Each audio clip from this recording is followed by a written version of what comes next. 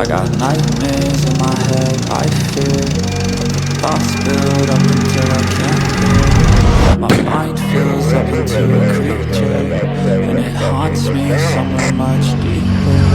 I got nightmares in my head, I fear the thoughts build up until I can't hear. That my mind fills up into a creature, and it haunts me somewhere much deeper. Hello and welcome to True Crime Rocket Science, the most authentic voice in true crime. It's hard to believe Colin Strickland has already testified in this case on Friday and Monday, and that part of the trial is over. It's hard to believe because it feels like something is missing, doesn't it?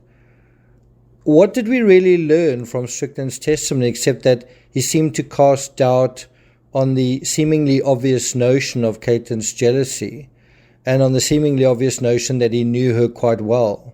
The impression I got from Strickland's testimony was that, firstly, he really didn't want to be there, which I think speaks volumes, and secondly, that it seemed like he was doing the prosecution a favor, which is why the prosecution didn't really press him, didn't seem to want to ask him anything that might be too upsetting. I'm going to mention an example of that in a moment. Before we get to that, if you haven't subscribed to the channel, please do. If you're enjoying this episode, this analysis, please like, share, leave a comment. You can also hit the thanks button, and let's get started. Now, according to CBS Austin, Strickland began his testimony on Friday, and the state resumed their questioning on Monday. And what the state started with on Monday was they asked follow-up questions to topics previously covered by Strickland in the previous week. And one of the things was the state asked about the race in Bentonville and whether, and this is important, whether Strickland remembers a text exchange with Mo Wilson asking about their relationship status. Now, what is odd from this article and from the coverage I've seen, the exact texts aren't referenced, other than generally. But I do think the text that Colin was asked to comment on were these, and I think it's important to be explicit about them and about what is said in them. Mo said, "Hey, so I would like to talk to you at some point. This weekend was strange for me, and I just want to know what's going on.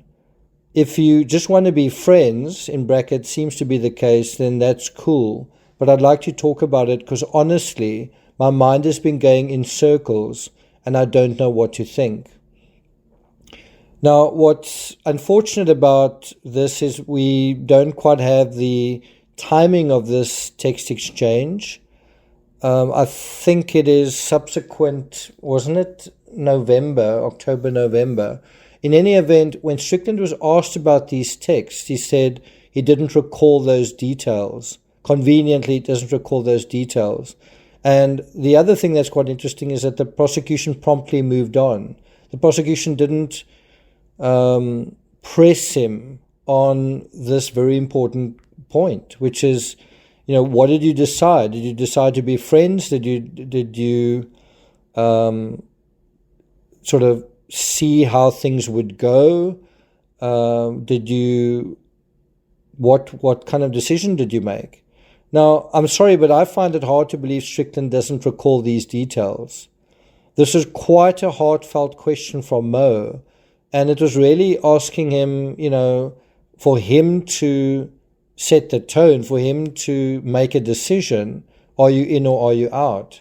And surely Strickland knows whether he assured her of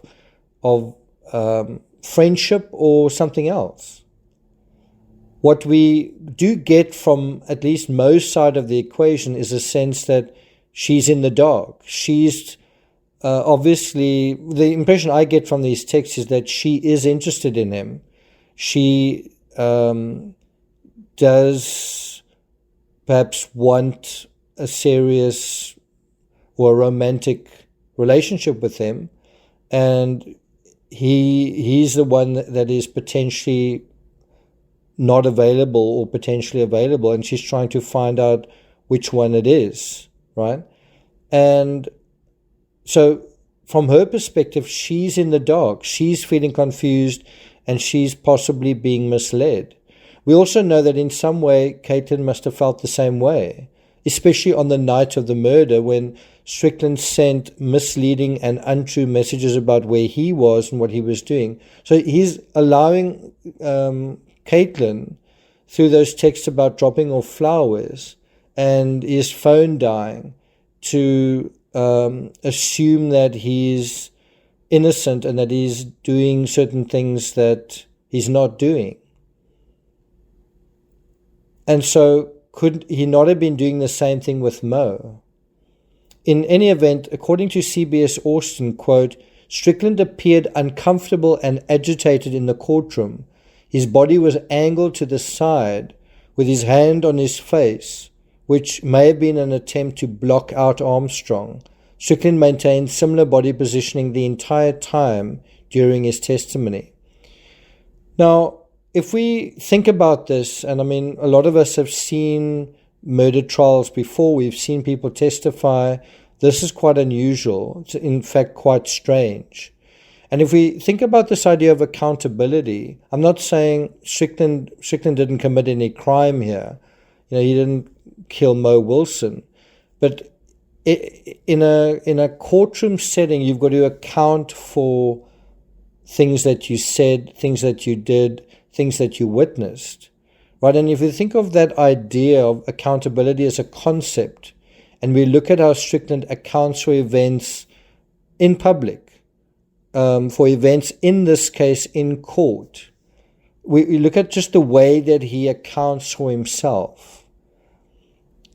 With all the mischief and the childishness with the media outside of the courtroom, and also his strange manner of not looking up and speaking clearly, like most adults we've seen in criminal murder trials, one has to wonder how he dealt with accounting to the various women in his life, and more specifically, how honest, how open, and how transparent he was.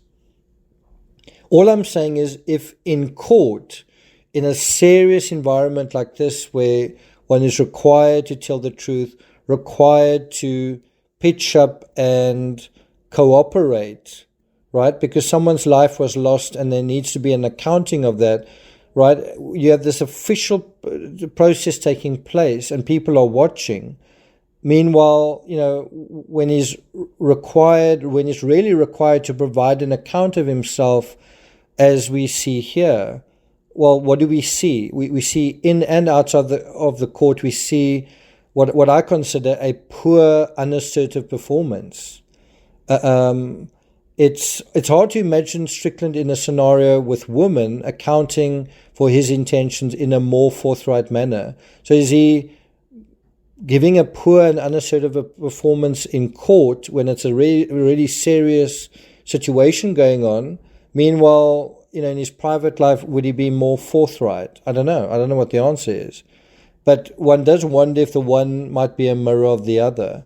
So this raises the question, where are we going to get the fuller picture of this case? Where are we going to get the fuller truth of this case if we're not going to get it from Colin, if we're not going to get it from Caitlin?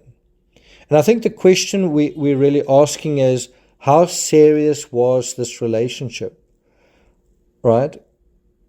And I think we can already sort of answer that certainly for Caitlin, you know, if you're not getting an answer from Colin and Mo's no longer with us, then I think one can safely assume that for Caitlin, her relationship with Strickland was super serious, while his relationship with her was, whatever level it was, I think was perhaps less than that. And I don't think you can blame Caitlin for assuming that was the case as well, whether it's true or not, that she was more invested, she was more serious than what he seemed to be. I also don't think that Mo met Colin when and where she did, right, on the day that she died, because she wasn't hoping for something more, because she wasn't pursuing something. And then the question is, where did that hope come from? Was it all just her own weakness? if they figured out how to unblock Mo on Colin's phone, wasn't that a kind of tacit validation that she was a priority to him after all? And perhaps wasn't the message in that Caitlin was perhaps less of a priority? On paper, we can see how the young and upcoming rider was an attractive breath of fresh air for the more established champion, and she was attracted to his experience and prominence in the sport as well. More important, I don't think Caitlin thought the meeting was innocent. After everything that had happened, I don't think she thought the secret meeting was just an innocent little, get-together. And I think she based that on past behavior. Incidentally, did you know in the morning of the murder, Caitlin apparently went out cycling with Strickland, but didn't complete the ride with him? And that was the same ride that he'd invited Mo on. There's also the statement that Strickland said that after he'd met Mo, he revealed to Caitlin that he'd seen Wilson the night before. And he said Caitlin didn't really seem upset about that. He said he asked, so what do you think about that? Because to me, that statement seems to minimize Caitlin's jealousy and also maximize his own transparency about what he was doing. But I've got to say, I personally have my doubts about the veracity of that statement. In any event, it's possible close friends of Mo and perhaps close friends of Colin and perhaps close friends of Caitlin might know a lot more about what is really happening in terms of their dynamics, such a crucial area of this case. But I suspect Austin's closely knit cycling community, they know secrets about their hero, but they possibly aren't going to reveal them. I'm not going to take it further than that. Thank you for listening, and I'll see you guys next time.